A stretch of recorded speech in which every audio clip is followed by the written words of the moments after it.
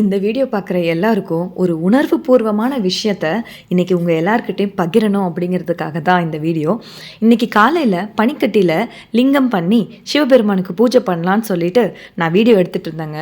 அப்போது சிவபெருமானுடைய கண்கள் அப்படியே தியான நிலையில் இருக்கும்போது எப்படி தத்ரூபமாக காட்சி நான் என் கண்ணார பார்த்ததை உங்கள் எல்லாருக்கும் பகிரணும் சந்தோஷமாக.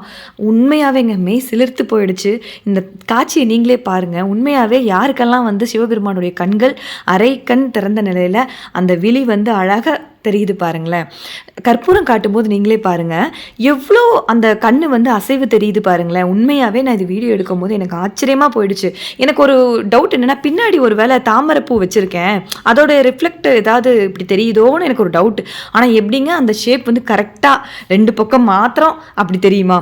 நீங்களே சொல்லுங்கள். தாமரைப்பூ இருந்தால் எல்லா இடத்துலையும் தெரியணும், அதோட ஷேடோ தெரியணும், இல்லை தெரியல. ஆனால் அந்த ஷேப் கரெக்டாக பாருங்களேன். அந்த கண்ணு உள்ள அந்த கருவிழி, அந்த வெள்ளை கலரில் இருக்கிற கண்ணோடைய எல்லா இதுவும் அழகாக தத்ரூபமாக தெரிகிற அளவுக்கு இருந்ததுங்க உண்மையாகவே. ஆனால் இதில் பெரிய ஆச்சரியம் என்னென்னா, நான் இந்த பூஜைக்கு சிவபெருமான் வரணும் அப்படின்னு நான் மனசில் நினைக்கும்போது விநாயகர்கிட்டேருந்து தத்ரூபமாக அந்த பூ விழுந்ததை வீடியோவில் பதிவாயிருக்கு பாருங்களேன். இது நான் ஷூட் எடுத்துகிட்டு இருக்கேன். அப்போ நான் மனசில் நினைக்கிறேன், விநாயகர்கிட்டேருந்து எப்படி பூ உழுகுது பாருங்களேன்.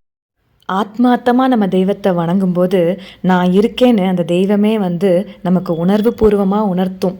நான் அதை நம்புகிறேங்க.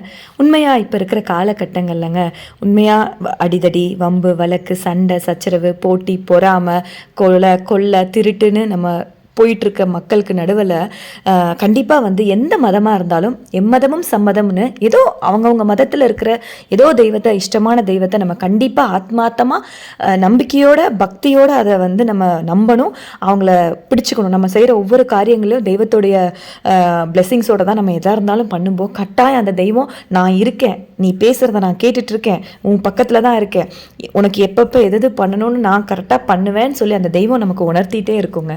நம்புறவங்களுக்கு கட்டாயம் தெய்வம் நம்ம கூடவே இருக்கும். இதை உங்கள் எல்லாருக்கும் பகிரணும்னு நினச்சேன். நிறைய பேர் நானும் சாமி கும்பிட்றேன், நானும் கோயிலுக்கு போகிறேன், எங்களுக்கு எதுவுமே மாறுறதில்ல அப்படின்னு சொல்லுவாங்க. அப்படி இல்லைங்க. நம்ம கர்ம வினைகள் என்னவோ அப்படி தாங்க நம்ம வாழ்க்கை போகும். ஆனால் தெய்வத்தை ஆத்மார்த்தமாக முழு மனதோட ஆத்மார்த்தமான அன்போடு அவங்கள பிடிச்சிக்கும்போ கண்டிப்பாக அந்த தெய்வம் எங்கே இருந்தாலும் நம்மளை தேடி ஓடி நமக்கு நன்மை செய்யுங்க. நல்ல விஷயங்களை எல்லாருக்கும் பகிர்றதுல தப்பே இல்லைங்க. நன்றி.